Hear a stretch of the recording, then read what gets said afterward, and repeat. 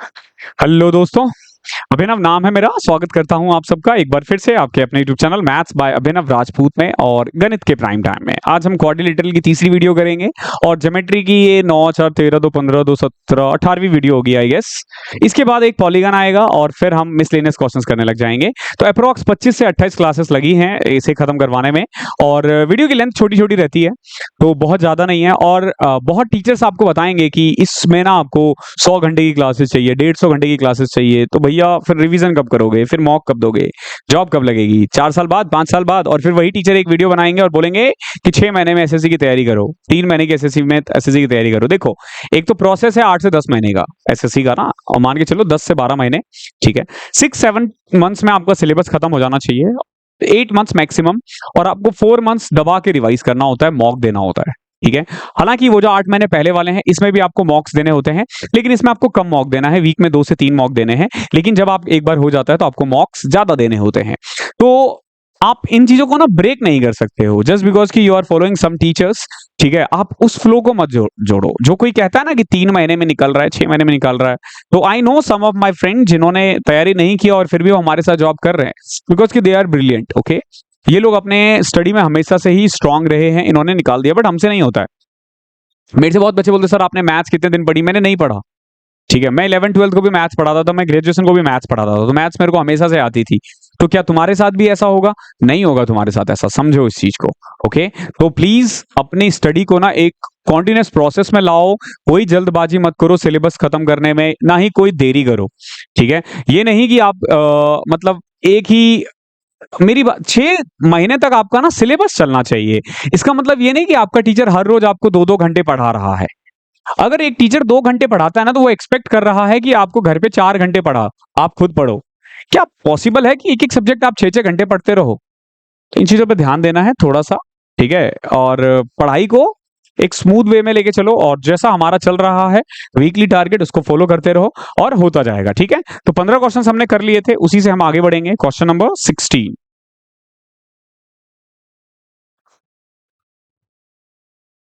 ABCD एक parallelogram है, ठीक है। एबीसीडी एक पैरेललोग्राम है और एम जो है ना मिड पॉइंट है किसका? बीसी का, ओके। आई होप कल की क्लासेस देखी है, नहीं देखी तो कुछ भी समझ में नहीं आएगा, ठीक है। एबीसीडी क्या है? एक पैरेललोग्राम है।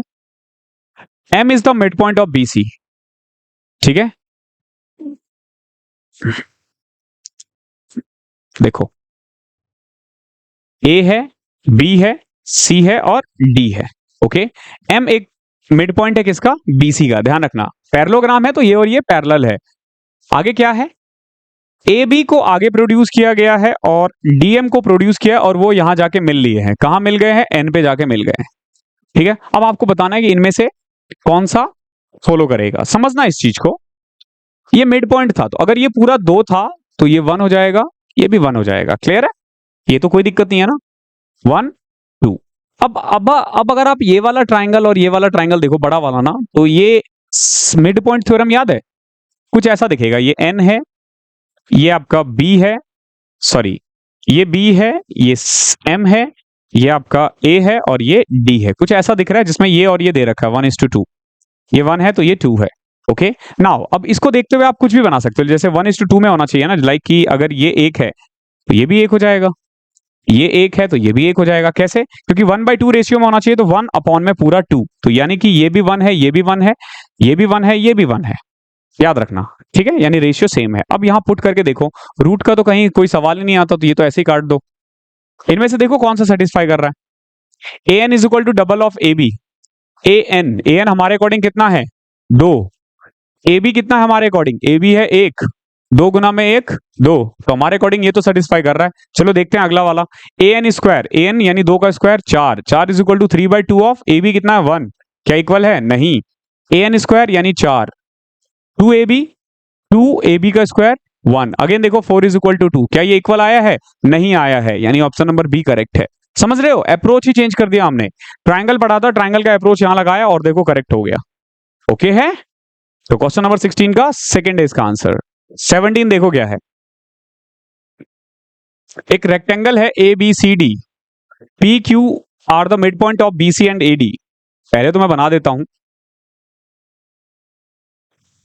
ए बी सी और डी, ये है हमारा रेक्टेंगल। पी और क्यू जो है ना बीसी का और एडी का मिड पॉइंट है,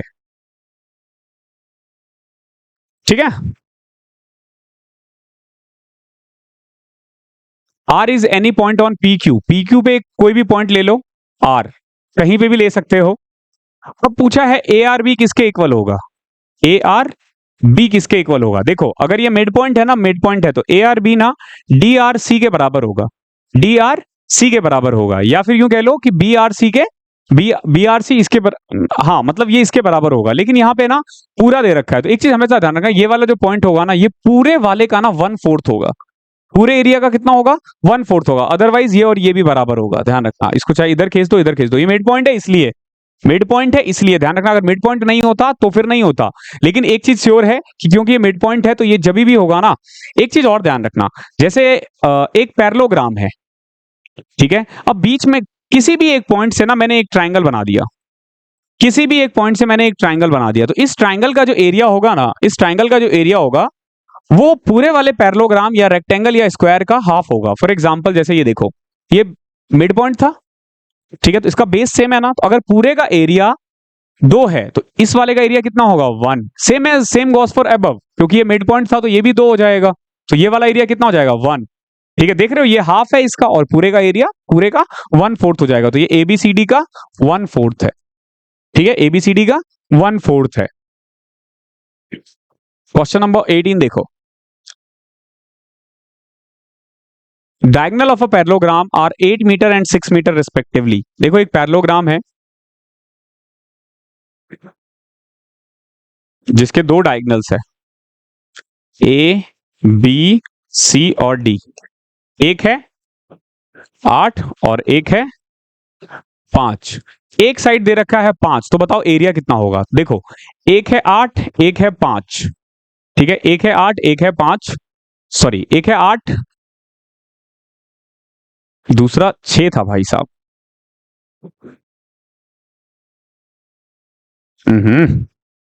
एक 6 है एक 8 है, शिट यार ये डायगोनल्स था साइड नहीं ना। देखो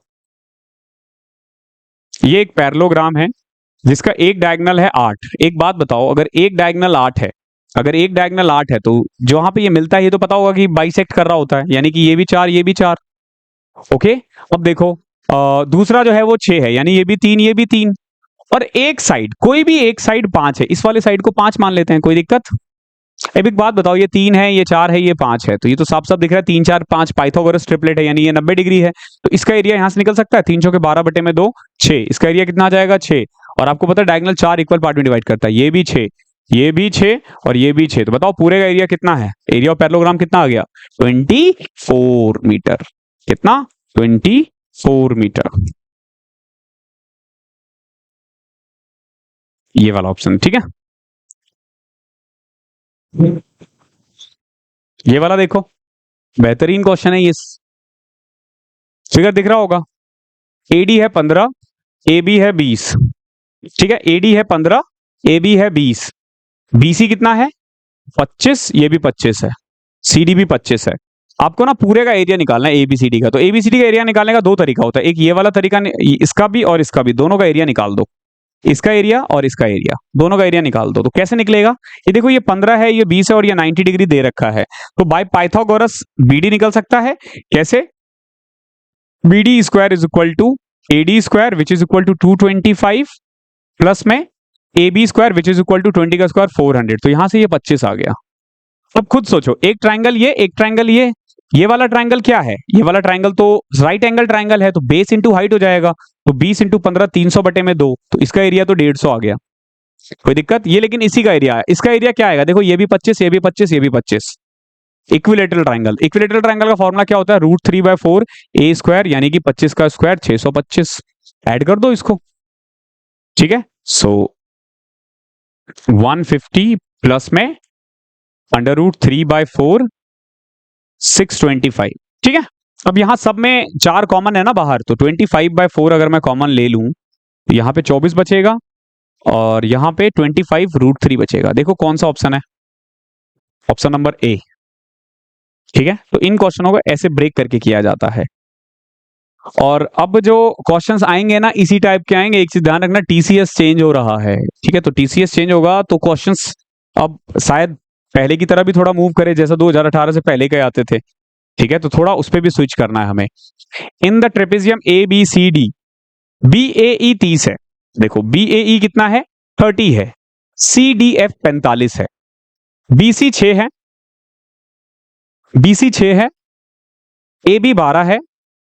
हमें ना इस पूरे एरिया का ट्रेपेजियम निकालना है, ट्रेपेजियम का एरिया निकालना है। तो ट्रेपेजियम का एरिया होता है 1/2 सम ऑफ पैरेलल साइड्स, यानी कि बीसी प्लस में एडी इनटू में हाइट, हाइट यानी कि या तो बीई निकाल दो या सी एफ निकाल दो, कोई दिक्कत? अगर आपने ये निकाल दिया तो आंसर आ गया आपका। कैसे निकलेगा? देखो ये 12 है, ये 30 डिग्री दे रखा है, ये 90 डिग्री है। राइट एंगल ट्राइंगल वाला फॉर्मूला अप्लाई करके, याद है पंडित बद्री प्रसाद वाला, साइन 30 इज इक्वल टू क्या लिखा, यहां लिख लेते हैं फिर बाद में मिटा देंगे। साइन 30 इज इक्वल टू क्या होता है, परपेंडिकुलर यानी कि बीई अपॉन में hypotenuse which is equal to 12। Sine 30 1/2 होता है, 1/2 बी इज अपॉन में 12। तो यहां से बीई की वैल्यू 6 आ गई, ये 6 आ चुका है, क्लियर है? सो इनटू में 6, मैं इसको मिटा देता हूं, ये 6 आ चुका है, क्लियर है? ये भी 6 होगा, ध्यान रखना। अब एक बात बताओ, ये 90 डिग्री है, समझना इस चीज को, ये 90 डिग्री है, ये 45 है, तो ऑब्वियस ही बात है ये भी 45 होगा। अगर ये 45 है ये भी 45 है, तो ये दोनों साइड्स भी तो बराबर होंगे ना, तो ये 6 है तो ये भी 6 होगा, कोई दिक्कत? अगर ये 6 है तो ये भी 6 हो जाएगा। अभी ये 90 है, ये भी 90 है, ये 6 है तो ये भी 6 होगा। अब हमें ना ई ए और निकालना है, अगर ई ए और निकाल दिया तो हो जाएगा, सेम इसी फॉर्मूले से हो जाएगा। देखो ये 12 का 144 और 6 का 36, तो क्या आ जाएगा √108, तो ये आ गया आपका 6√3, ये भी आ गया ना। अब लगा दो formula, 1/2 BC plus AD, BC BC तो हमारा 6 है, और एडी कितना है, एडी देखो 6 6 12, 12 प्लस में 6√3 है, इनटू में 6, ठीक है। नाउ देखो ये 2 से कट जाएगा, ये 3 आ जाएगा। नाउ 12 6 18 प्लस में 6√3 इनटू में 3, तो ये आ जाएगा 54 प्लस में 18√3, 54 प्लस में 18√3, तो 18 3 54, ये रहा पहला वाला ऑप्शन ही सही है। समझ में आया? पूरा जितना दिमाग है ना सब लगा दो इस क्वेश्चन में, आंसर ऐसे आ जाएगा, ऐसे चुटकियों में।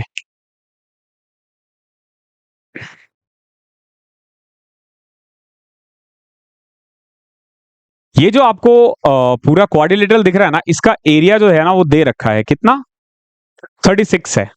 ए सी डी ई, इस पूरे का एरिया कितना है, 36 है, ओके। बीई डी सी एक पैरेललोग्राम है, और ए बी ई जो है ऑब्वियस सी बात है ये क्या है, ये एक ट्राइंगल है।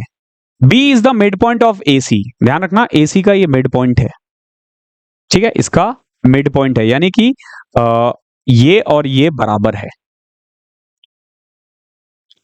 हमें ना ए बी ई का एरिया निकालना है, ए बी ई का एरिया निकालना है। दे क्या रखा है, B is the mid point, okay ठीक है, B is the mid point. अब एक बात बताओ, अगर मैं बी और डी को मिला दूं, समझना इस चीज को, ये 2 इक्वल पार्ट में डिवाइड हो गया, 2 इक्वल पार्ट में डिवाइड हो गया, ये और ये भी बराबर है। अगर मुझे इसका एरिया निकालना हो, इसकी हाइट ये है, इसकी भी हाइट यही है, और इसकी भी हाइट यही है। 3 ट्राइंगल देखना है, एक ट्राइंगल ये, एक ट्राइंगल ये, एक ट्राइंगल ये, तीनों का बेस सेम है, तीनों का बेस सेम है, और तीनों का हाइट भी सेम है, तो तीनों का एरिया भी तो बराबर होगा ना, ऑब्वियस सी बात है ना, बेस भी सेम है, हाइट भी सेम है, तो एरिया भी बराबर होगा। तो अगर पूरे का एरिया 36 है और हमने इसको 3 पार्ट में डिवाइड कर दिया, तो कितना कितना होगा, देखो ये 12, ये भी 12, ये भी 12। क्या पूछा आपसे, ए बी ई का एरिया, सीधा निकल जाएगा 12। थोड़ा सा दिमाग लगाना है, थोड़ा सा दिमाग लगाना है और निकल जाएगा, ठीक है। अब देखो कि सारे ही क्वेश्चंस दिमाग लगाने वाले हैं, क्योंकि मैं चाहता हूं कि जब भी आप कोई चैप्टर स्टार्ट करो ना, स्टार्टिंग में सारा दिमाग यूज कर लो, सारा दिमाग यूज कर लो, बाद में सब इजी हो जाता है आप लोगों के लिए। फिर एक स्क्वायर है और एक रोम्बस है, दोनों का बेस सेम है, और रोम्बस जो है ना वो 30 डिग्री इंक्लाइंड है, समझना इस चीज को। एक स्क्वायर है, ठीक है, और एक रोम्बस है, जैसे ए बी सी डी, ये क्या है? स्क्वायर है। और अगर मैं इसको पी क्यू यानी डी पी क्यू सी का नाम दे दूं तो ये रोम्बस है। रोम्बस की खासियत होती है 90 डिग्री पे एंगल इंटरसेक्ट होता है। स्क्वायर भी 90 डिग्री पे इंटरसेक्ट होता है, चारों साइड्स बराबर होते हैं, बस स्क्वायर के सारे एंगल्स 90 होते हैं, रोम्बस के नहीं होते। रोम्बस का कितना दे रखा है? ये 30 डिग्री है। Okay, what is the ratio of the area of the square of the area of the rhombus? आपसे पूछा है कि स्क्वायर का एरिया और रोम्बस के एरिया का रेशियो क्या होगा। समझना, अगर मैं इसको फिगर को अलग अलग कर दूं, समझ में आ चुका है क्वेश्चन क्या है। अब मैं ना दोनों को अलग अलग करने की कोशिश करता हूं। देखो कैसे, ये क्या है हमारा? ये है स्क्वायर जिसके साइड्स ए ए है, तो चलो ठीक है, इसका एरिया निकाल दिया हमने ए स्क्वायर, कोई दिक्कत? एरिया निकाल दिया हमने ए स्क्वायर। अब देखो रोम्बस कितना है? 30 डिग्री। ये तो क्लियर है ना, ये 30 डिग्री है। अब ये क्या है? डायगोनल है। ओके, साइड इसका ए है, इसका भी ए है और इसका भी ए है, कोई दिक्कत तो नहीं है। ये 30 डिग्री है, ये ए है, ये ए है। अब एक बात बताओ, इस वाले ट्रायंगल को गौर से देखो, इस वाले ट्रायंगल को जो मैंने डार्क किया है, ठीक है, इस वाले का साइड दोनों साइड का दे रखा है और दोनों के बीच का एंगल भी दे रखा है 30 डिग्री। तो क्या इस वाले का एरिया निकल सकता है? और डबल कर दूं तो ऑब्वियस सी बात है पूरे का रोम्बस का आ जाएगा। तो क्या आ जाएगा? A square sine 30 by 2, A square sine 30 by 2, base into height by 2 होता है ना, तो क्या आ जाएगा? ए स्क्वायर साइन 30 1/2 होता है, तो 1/2 और 2 पहले से था तो 4 हो जाएगा।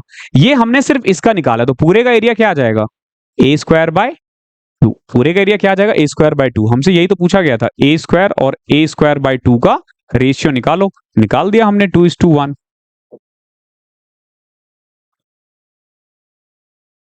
समझे?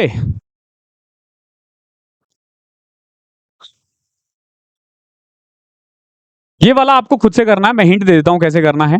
आपको ना क्वाड्रिलेटर का एरिया निकालना है, चारों साइड्स दे रखे हैं और एक डायगोनल दे रखा है। देखो, एक 17 है, एक 25 है, एक 30 है और एक 28 है, और एक डायगोनल कितना दे रखा है? 26। अब बताओ, दो ट्रायंगल बन गए, निकल गए ना, एक ट्रायंगल ये बन गया, एक ट्रायंगल ये बन गया। हीरोन्स फार्मूला अप्लाई कर दो, हीरोन्स फार्मूला दोनों जगह अप्लाई कर दो, आ जाएगा आंसर। ठीक है, हीरोन्स फार्मूले में दोनों का एरिया निकाल के उसको ऐड कर देना, आ जाएगा। ठीक है, लंबा जाएगा ये क्वेश्चन, थोड़ा कैलकुलेटिव, अदरवाइज इजी है। ये बहुत प्यारा क्वेश्चन है। PQRS ना एक पैरेललोग्राम है, ठीक है, in which angle P is equal to 70 degree. देखो 70 डिग्री कैसा होता है? ऐसे ही करीब दिखता है ना 70 डिग्री, ये एंगल P है। Q is equal to 90 degree, 90 degree ऐसा दिखता है। R is equal to 100 degree, 100 degree अगर मैंने इसको R मान लिया ना तो R कुछ ऐसा दिखेगा। 100 मतलब थोड़ा सा ऐसे रहेगा। ठीक है, देखो थोड़ा सा मैंने अलग से टिल्ट किया है, या इसको ऐसे कर दो। देखो इसका 90 ये होगा ना, तो ये हो जाएगा। ये कितना है? R 100 डिग्री, 70 100 और ये कितना था? 90। ओके, 90 190 100 260, ये भी कितना आ जाएगा? 100 आ जाएगा। ठीक है, ये भी 100 ही आ जाएगा। क्या पूछा आपसे? How many points in the plane on the quadrilateral are such that a point is equidistance from its vertices. ये ना बड़ा थियोरिटिकल क्वेश्चंस है, और मैं कह रहा हूं अच्छे अच्छे टीचर्स फेल हो जाएंगे इन क्वेश्चनों में। ठीक है, ये एक्चुअली पूछना क्या रहे, देखिए चतुर्भुज के तल में ऐसे कितने बिंदु है जो एक बिंदु इसके शीर्षों से समान दूरी पर है, यानी कि पर्टिकुलर यहां पे आपको ना कितने ऐसे पॉइंट्स है ना जो वर्टिसेस से सेम डिस्टेंस पे हो, वर्टिसेस पे सेम डिस्टेंस पे हो। ऐसा तभी होता है जब वो साइक्लिक हो। कोई क्वाड्रिलेटरल अगर साइक्लिक है ना तो ही एक पॉइंट ऐसा बन पाता है जो उनके बीच का सेंटर है, अदरवाइज नहीं बन पाता। ध्यान रखना, अगर साइक्लिक नहीं है ना तो वो बन ही नहीं सकता। जैसे स्क्वायर में बनता है, ठीक है, रोम्बस में बन सकता है, पैरेललोग्राम में भी बने जरूरी नहीं है। ठीक है, रोम्बस में भी वैसे जरूरी नहीं है कि रोम्बस में भी बने, लेकिन स्क्वायर और रेक्टेंगल में बन जाता है। बेसिकली पता कैसे चलता है साइक्लिक है कोई भी क्वाड्रिलेटर? अगर अपोजिट एंगल का सम 180 है, अगर साइक्लिक है तो ही वो इक्विडिस्टेंस बन पाएगा, अदरवाइज नहीं बन पाएगा। ध्यान रखना, सिर्फ एक ही पॉइंट होता है, वो भी तभी जब वो इक्विडिस्टेंस हो या फिर साइक्लिक हो। तो इसमें देखो 90 प्लस 100 190 आ रहा है और यहाँ 170 आ रहा है अपोजिट एंगल का सम, तो इसका आएगा 0। पॉसिबल ही नहीं है भैया, क्योंकि ये साइक्लिक नहीं है। बहुत टेक्निकल क्वेश्चन है, ठीक है। अभी आप लोग सोच रहे होंगे कि इतना टफ टफ क्वेश्चन क्या है। अब मैं शुरू में बता देता ना तो आप लोग भाग जाते कि हमें करना ही नहीं है ये क्वेश्चन, ठीक है। ये जो क्वेश्चंस है ना, ये क्वांटम कैट के क्वेश्चंस है, ठीक है। क्वांटम कैट के क्वेश्चंस ना बेसिक के लिए बहुत स्ट्रांग रहता है। अगर आपने इससे बेसिक बना लिया ना, कभी कोई दिक्कत ही नहीं होगी। अभी सबसे प्रॉब्लम क्या होता है ना कि टीचर्स ना प्रीवियस ईयर के पीछे भाग रहे हैं।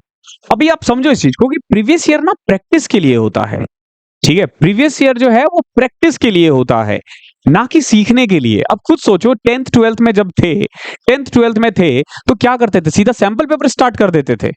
अरे पहले बेसिक तो सीखो यार। और प्रीवियस ईयर से बेसिक नहीं सीखा जा सकता, क्योंकि वो तुम्हारा एग्जाम है। एग्जाम का लेवल हमेशा बेसिक से ऊपर होता है। एग्जाम का लेवल हमेशा बेसिक से ऊपर होता है, तो कैसे सीख पाओगे। इसीलिए आप लोग इतने कोर्स के बाद भी नहीं सीख पा रहे हो। क्यों? क्योंकि कोई आपको बेसिक से नहीं सिखा रहा है। हम सिखाएंगे ना, हम है ना। ओके, चलो करते हैं क्वेश्चन अगला। एबीसीडी एक पैरेललोग्राम है जिसका डायगोनल एसी और बीडी एक दूसरे को ओ पे इंटरसेक्ट हो रहा है।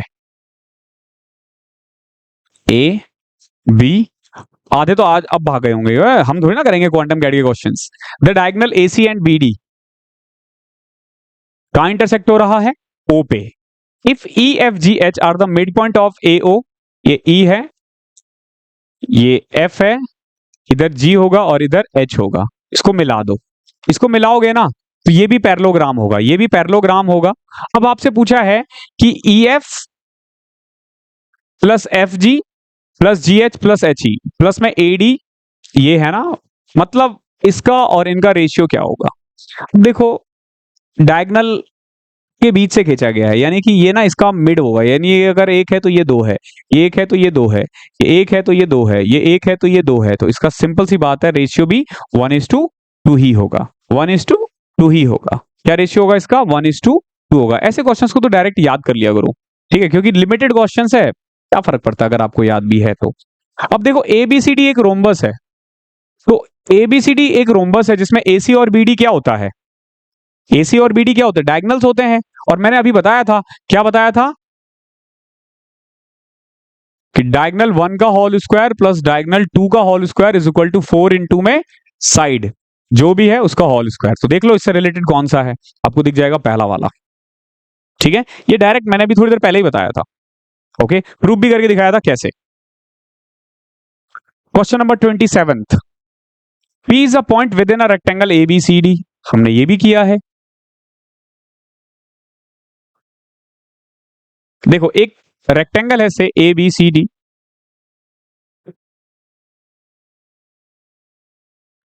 P एक पॉइंट है, ठीक है। अब आपसे पूछा गया इसमें से कौन सा सेटिस्फाई करेगा। देखो, AP स्क्वायर प्लस में PC square, AP square plus में PC square is equal to BP square plus PD square, या फिर AP स्क्वायर प्लस में BP स्क्वायर। एक चीज हमेशा ध्यान रखना, कभी भी ना, जैसे एक रेक्टेंगल है, जैसे ये हमने एक रेक्टेंगल बना दिया, यहां पे एक पॉइंट ले लिया इधर, ठीक है। अब खुद देखोगे, इस पॉइंट से ना ये वाला एंगल और ये वाला जो होगा ना वो तुम्हें बराबर दिख रहा होगा, यानी कि AP स्क्वायर प्लस में, अगर AP स्क्वायर प्लस में ये करो, ठीक है, जैसे ये A है, AP स्क्वायर प्लस में BP स्क्वायर कर दो, जैसे ये BP है ना, ये P था ना, AP स्क्वायर प्लस में BP square, this plus this, यानी ये और ये बराबर होगा, ये और ये बराबर होगा। इसको ऐसे मान के चलना। तो ये वाला जो सेकंड वाला है ना, ये हमेशा इक्वल होगा। इसको आप डायरेक्ट अपने उस वाले फॉर्मूले बुक में डायरेक्ट लिख देना कि कभी भी एक पॉइंट से P खींचता है ना, तो AP स्क्वायर प्लस में PB स्क्वायर जो होगा ना, वो बेसिकली DP स्क्वायर प्लस में PC स्क्वायर के इक्वल होगा, ठीक है। ये चीजें ध्यान रखना। ओके, इसका सेकंड वाला आंसर है।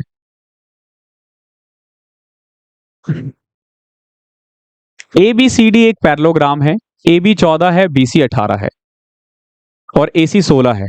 आपको अदर डायगोनल निकालना है। देखो, A B C D, parallelogram के लिए मैंने बताया था डायगोनल 1 का होल स्क्वायर प्लस में डायगोनल 2 का whole square is equal to A B square plus B C square plus में सी डी स्क्वायर प्लस में ए डी स्क्वायर। ये हमेशा इक्वल होता है, हमेशा। ठीक है, ए बी कितना है 14 है, बी सी कितना है 18 है, ए सी कितना है 16 है, ये कितना है हमें नहीं पता, इसी को तो निकालना है। यानी कि कुल मिलाकर आप ये कह सकते हो कि एक्स स्क्वायर प्लस में 16 का स्क्वायर कितना होता है 256 इज इक्वल टू 14 का स्क्वायर प्लस 14 का स्क्वायर। क्यों? क्योंकि इधर भी तो है ना। ठीक है, 18 का स्क्वायर 324 प्लस 324। क्यों? क्योंकि इधर भी तो है ना। हमेशा ध्यान रखना ये रोम्बस में भी था, ये इसमें भी था। अब कर लो उसको सॉल्व। क्या आ जाएगा देखो, एक्स स्क्वायर प्लस में 256 इज इक्वल टू 196 प्लस 196 हो जाता है 392 प्लस में 648।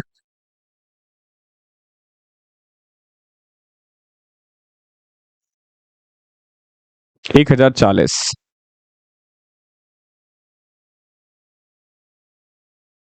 784 आ जाएगा और 784 28 का रूट होता है। ऑप्शन नंबर 20 का आंसर है। ठीक है, 19th। अब देखो इनको ना सीधा ही आपको इसमें रिजल्ट याद रखना होगा आपको। जैसे एक ट्रिपेजियम है ए बी सी डी, जहां पे ए बी बी सी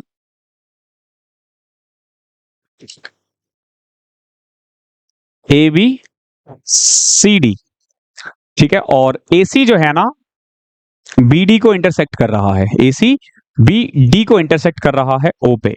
मैंने आपको बताया था ये दो सिमिलर ट्राइंगल्स होते हैं, जैसे ए ओ बी जो है ना वो डी ओ सी के वो होगा। ठीक है, जैसे देखो इसको थोड़ा छोटा कर देते हैं।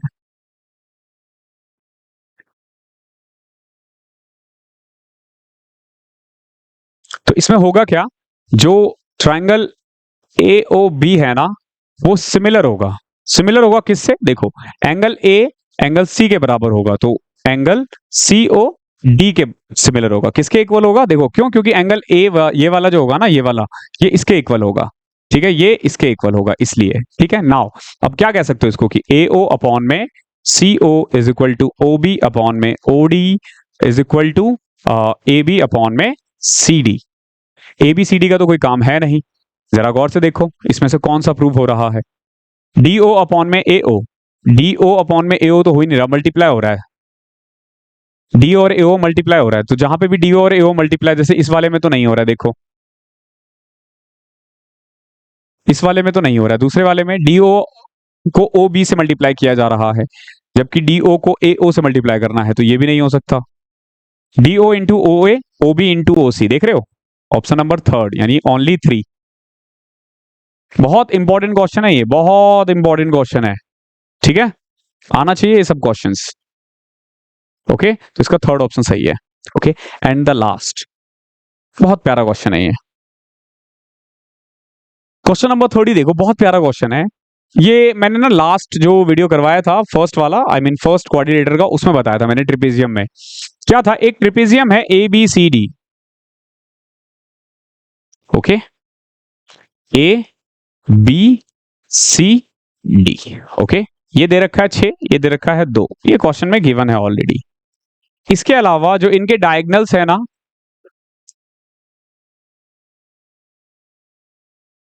ये ओ पे इंटरसेक्ट हो रहा है। किस पे? ओ पे। एक E F parallel lines draw कर दी गई है, ई यहां से, एफ इससे, किससे? ए बी से भी पैरेलल होगा और वो सी डी से भी पैरेलल होगा। क्लियर है? अब आपसे पूछा है कि ई एफ की लेंथ बताओ। ई एफ की लेंथ निकालने के लिए ना हमें इसका और इसका रेशियो पता होना चाहिए। अगर हमें रेशियो पता है तो हम इजीली निकाल देंगे। तो रेशियो कैसे पता चलेगा? एक चीज हमेशा ध्यान रखना, इन दोनों का ना वही रेशियो होगा जो इन दोनों साइड्स का होगा।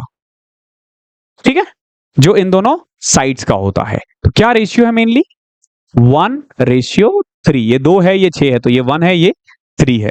क्लियर है? अब आप ईएफ निकाल सकते हो। ध्यान रखना ये रेशियो आया है और ईएफ का फॉर्मूला मैंने लिखवाया था। क्या?